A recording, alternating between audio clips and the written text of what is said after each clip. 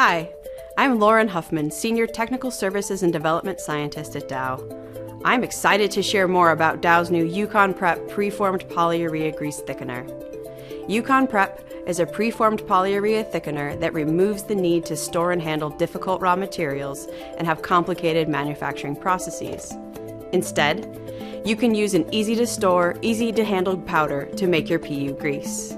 We are in the lab and want to show you how easy it is to use UCON Prep polyurea grease thickener to make grease. First, heat the base oil of your choice to 160 degrees Celsius. Then add the amount of powder needed to make your grade of grease.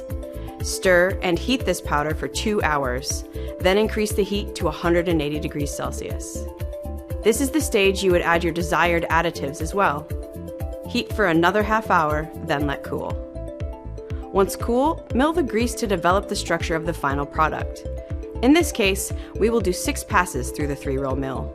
You could also use a homogenizer to develop the final structure as well. Finally, measure the hardness of a grease with a penetrometer. In this case, we have made an NLGI Grade 1 grease. So check out the How to Apply guide and grab a sample to try it yourself. Thank you.